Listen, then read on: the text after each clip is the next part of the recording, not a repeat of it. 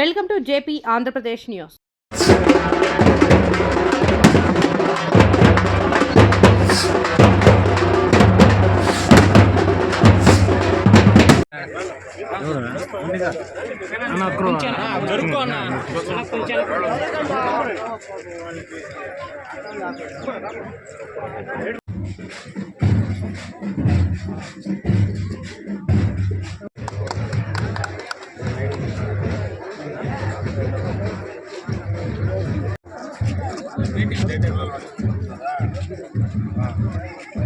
మనోడు వచ్చింది రండి అమ్మా, ఇక్కడ రండి.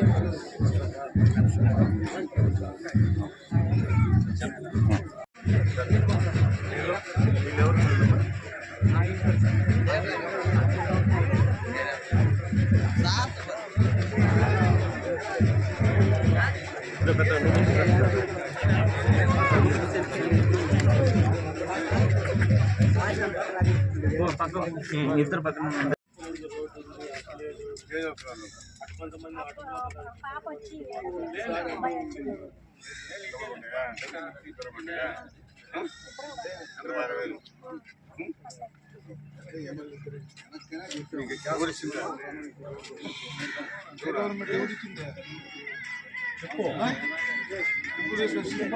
నాయుడు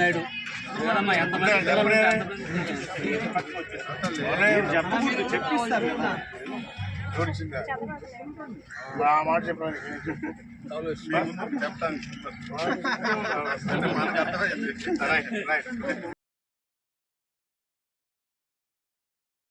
మహిళలందరూ మేము మీ సీట్లో దయచేసి కూర్చోండి. కోరుతున్నాను.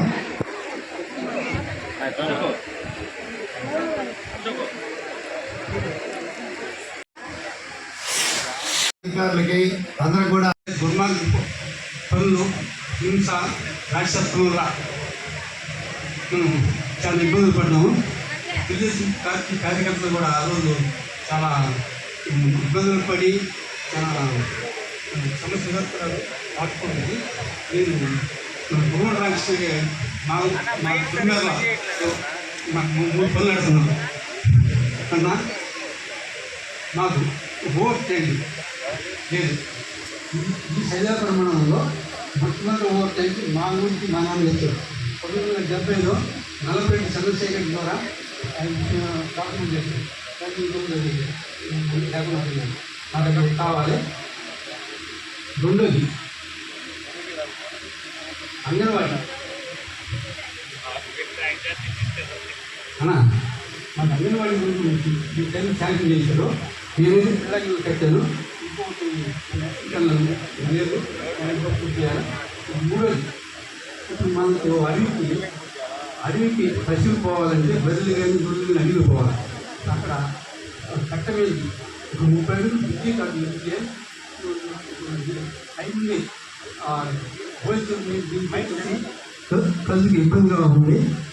ఇప్పుడు అక్కడ వర్షం పడి కళ్ళు పడితే అడవికి పోయిన కూడా ఇంటికి రాజు పరిస్థితి. దాని మాత్రం తప్పనిసరిగా మీరు మాకు ఆ బిడ్డను కూడా ఏర్పాటు చేస్తుంది కూడా కోరుతున్నాం. మనకు 14 నుంచి 19 దాకా పురుగు రామకృష్ణ చాలా ఉపయోగపడి చాలా పనులు చేశాడు. దాదాపు 150 లక్షల పనులు మా గ్రామానికి చేశాడు. ఈ అవకాశం ఇచ్చిన పెద్దలకి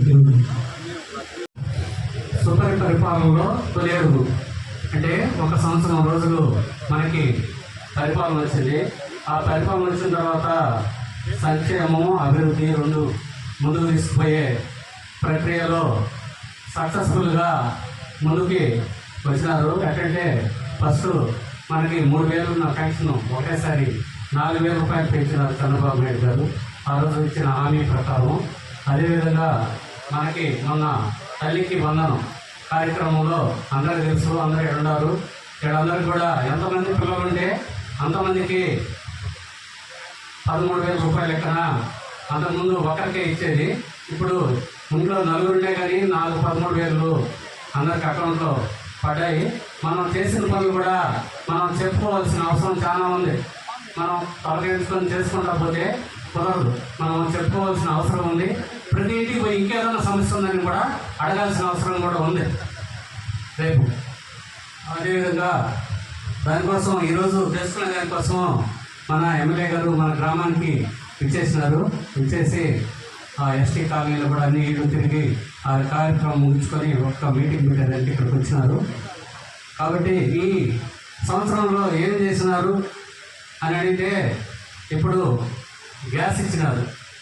ఫస్ట్ చెప్పింది 3,000 నుంచి 1,000 రూపాయలు ఒకసారి పెంచినాడు. చిన్న విషయం కాదు అది. ఎందుకంటే ఒక నెలలో పెన్షన్ ఇవ్వాలంటే 4,000 కోట్లు ఖర్చు అవుతుంది. 4,000 కోట్లు ఒక నెలలో పెన్షన్ ఖర్చు అవుతుంది. అటువంటిది ఒకటేసారి 3,000 నుంచి 1,000 రూపాయలు పెంచారు. దీపం పథకం కింద గ్యాస్ సిలిండర్లు ఇచ్చినారు. పోతే నిన్న తల్లికి వందనానికి ఎంతమంది పిల్లలు ఉంటే అంతమందికి వేసినారు. దీంతోపాటు తల్లికి వందనానికి ఎందుకు వేసినారంటే తల్లిదండ్రులు పిల్లకాయలను పంపిస్తే మన ఆంధ్ర రాష్ట్ర జీవిత చరిత్ర మారిపోతుంది. దానికోసం వేసినాడు ఆయన. వాళ్ళందరూ ఆలోచన చేసి చంద్రబాబు నాయుడు కానీ, పవన్ కళ్యాణ్ గారు కానీ, పోతే మన లోకేష్ బాబు గారు కానీ ఆలోచన చేసి వాళ్ళ జీవితాలు మారాలంటే పిల్లల్ని అందరినీ బయట పంపించాల. తల్లులు విద్యతోనే అభివృద్ధి, విద్యతోనే ఆ కుటుంబం బయటపడాలా అనే కాన్సెప్ట్తో మొత్తం వాళ్ళకి అమౌంట్స్ అన్ని ఎన్ని ఇబ్బందులునే ఆర్థిక ఇబ్బందులునే పే చేసినారు. అది కూడా కాక అక్కడ మనం డెవలప్ అవ్వాలంటే ఒకటే ఇన్కమ్ కావాలా, ఇన్కమ్ జనరేట్ కావాలంటే మన రాజధాని పూర్తి చేయాలి. రాజధాని పూర్తి చేసేదానికి కంకణం కట్టుకొని సెంట్రల్ గవర్నమెంట్ నుంచి కానీ నిధులు కానీ అన్నీ రాబట్టి అమరావతి ఇంచుమించు 50-60 వేల కోట్ల రూపాయల పనులు ఒకటేసారి చేసేదానికి, అంటే అవి చేసిన దానివల్ల మనకేమొస్తుందంటే మన పిల్లకాయల భవిష్యత్తు మారిపోతుంది. దీంట్లో ఏం అనుమానం ఏం లేదు. అదేవిధంగా పోలవరం పూర్తి చేస్తే మనకి నీళ్లు సమస్య అనేది తెలియదు. అంతకుముందు నీళ్ళకి ఎన్నో ఇబ్బందులు పడుతున్నాము. ఆ నీళ్ళ సమస్య అనేది పూర్తిగా పోతుందని, రాబోయే కాలంలో ఈ ఆంధ్ర రాష్ట్ర భవిష్యత్తే ఎక్కడో ఉంటుందనే కార్యక్రమంతో అందుకని 2047 విజన్ పెట్టి ఏదో ఒక గోల్ పెట్టుకొని ముందుకు పోతా ఉన్నాడు. ఆయనకి మనం అందరం సపోర్ట్ చేయాలి. ఆయన అడుగుజాడల్లో మనం అందరం నడవాల్సిన అవసరం ఎంతైనా ఉంది. మనందరం ఇప్పుడు నడుస్తాము, ఆయన ఇంకా ముందుకు పోతూ ఉంటాడు. అదేవిధంగా మా గ్రామ పరిస్థితులు వస్తే ఇంతకుముందు ఈరోజు వైఎస్ఆర్ పార్టీ వాళ్ళు కూడా మేము మీడియా ద్వారా చెప్తా ఉన్నాం. మీరు చేసినటువంటి ఈరోజు పార్టీలకు ఖచ్చితంగా ఏదైతే సిట్ ఏదైతే ఉందో వ్యవస్థ ఉందో అది పార్టీలు ఖచ్చితంగా ఐపీఎస్ సమక్షంలో నడుస్తూ ఉంటుంది. ఏదైతే విచారణలో నీతి నిజాయితీగా పనిచేసినటువంటి ఐపీఎస్ ఆఫీసర్లు, ఐజీ స్థాయి ఆఫీసర్లు దానికి నాయకత్వం వహిస్తారు. ఏదైతే ఈ రాష్ట్రంలో ఈరోజు లెక్కర్ స్కీమ్ నడుస్తూ ఉందో దానికంటే ముందు ఉదాహరణకు మనం చెప్పుకోవాలి. ఈరోజు ఆమ్ ఆద్మీ పార్టీ ఢిల్లీలో ఉన్నటువంటి కేజ్రీవాల్ గారు ఈ యొక్క దేశంలోనే మేము అవినీతి లేనటువంటి పార్టీ అని చెప్పి ఈరోజు నడిపినటువంటి వ్యక్తి, ఈరోజు ఆయన చేసినటువంటి ఏదైతే లెక్కర్ స్కామ్లోనే ముఖ్యమంత్రి పదవి పోయి ఆ రాష్ట్రంలో కూడా పార్టీ కూడా ఈరోజు జీరోలో ఉన్నటువంటి పరిస్థితి కూడా మనం చూసాం. అట్లాంటిది రాష్ట్రంలో ఈరోజు మనం చూస్తూ ఉన్నాం. అలాంటిది తలదండే విధంగా కూడా ఈ రాష్ట్రంలో జరిగింది. 19 నుంచి 24 వరకు కూడా పెద్ద పెద్ద మంత్రులు, ఎమ్మెల్యేలు, పెద్ద ఈ రాష్ట్రంలో ప్రత్యక్షంగా ముఖ్యమంత్రి హస్తం ఉందని కూడా ఈరోజు సిట్లో ఉన్నటువంటి విచారణలో మనకు తేలుతా ఉంది. అంటే 19 నుంచి 24 వరకు ఒక అవినీతి పాలన ఈ రాష్ట్రంలో కొనసాగింది. మంచి చెడు ఒక అవకాశం అంటున్నారు. లేదు, జగన్మోహన్ రెడ్డి గారు మా తండ్రి చనిపోయాడు, ఆ యొక్క సానుభూతితో కావచ్చు, రకరకాలైనటువంటి మోసపూరితమైనటువంటి ప్రకటనలు చేసి ఈ రాష్ట్రంలో సక్సెస్ అయ్యి 19 నుంచి 24 వరకు ఈ రాష్ట్రంలో వైఎస్ఆర్సీపీ ప్రభుత్వం వచ్చింది. అలాంటి పరిస్థితి రాకుండా ప్రతి కుటుంబ సభ్యునికి చెప్పండి, ఎమ్మెల్యే గారి సమక్షంలో ప్రతి ఒక్క డోర్ టు డోర్ పోయి మనం చేసినటువంటి కార్యక్రమాలను మనం చెప్పండి, మనం చేసినట్టు అభివృద్ధి సంక్షేమ కార్యక్రమాలు చెప్పండి. రేపు ఎలక్షన్లు ఎప్పుడు స్థానికంగా వచ్చినా సరే, గ్రామ స్థాయిలో వార్డు మెంబర్ అయినా సరే, గ్రామ స్థాయిలో సర్పంచ్ అయినా సరే, గ్రామ స్థాయిలో ఎంపీటీసీ అయినా సరే, ఎంపీపీ జెడ్పీటీసీ అయినా సరే, కౌన్సిలర్ అయినా సరే, పెద్ద స్థాయిలో జరిగేటువంటి గ్రామ స్థాయిలో జరిగేటువంటి ఎన్నికలకి మనం అందరినీ సన్నద్ధం చేసుకోవడానికి సుపరిపాలన తొలగించే కార్యక్రమాన్ని కూడా ఇంకొక రూపాన్ని కూడా మనం అందరి దగ్గరకు పోవాలని కూడా సందర్భంగా తెలియజేస్తా ఉన్నాం.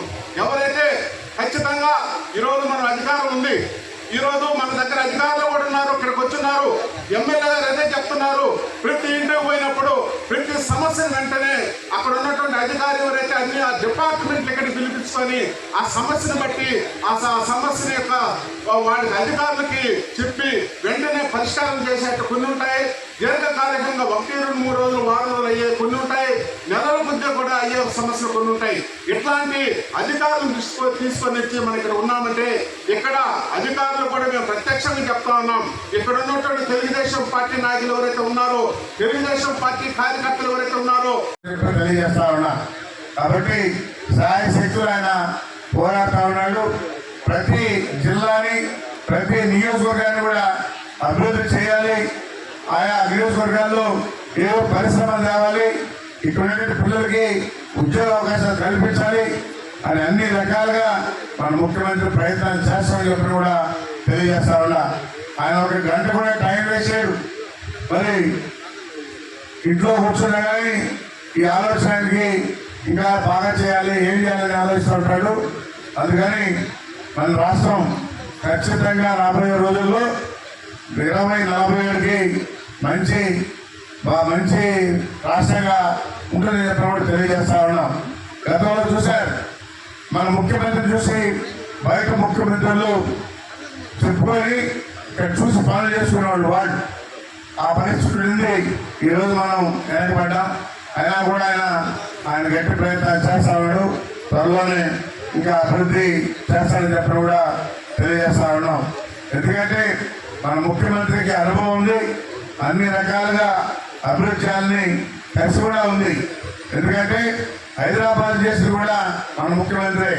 ఇప్పుడున్నటువంటి వాళ్ళందరూ కూడా ఏంటంటే ఆ ఫలితాలను అనుభవిస్తూ ఉన్నారు. అంతేగాని ఇప్పుడు వచ్చిన ముఖ్యమంత్రి ఎవరు కూడా అక్కడ పనులు చేసిన దాఖలాలే లేవు. ఈ డెవలప్ చేసింది ఈ రోజు వాళ్ళు బ్రహ్మాండంగా ఇది చేస్తూ ఉన్నారు. కాబట్టి మన రాష్ట్రాన్ని కూడా 2047కి బ్రహ్మాండంగా చేస్తాడని చెప్పని కూడా తెలియజేస్తా ఉన్నాం. అందుకని ప్రతి సంవత్సరం కూడా మన నాయకుడు ఏ ప్రోగ్రాం పెడతానే ఉంటాడు. ఎందుకంటే జనాలతో మమేకం అవ్వాలి, ప్రజల్లో ఉండాలి, వాళ్ళ కష్టాలు తెలుసుకోవాలి, అవి కూడా మన దృష్టికి రావాలనే కాన్సెప్ట్తోనే ఎమ్మెల్యేలు కూడా బాగా పనిపెట్టి బాగా చెప్తున్న కారణం ఇదే అని చెప్పిన కూడా తెలియజేస్తూ, అందుకని గ్రామంలో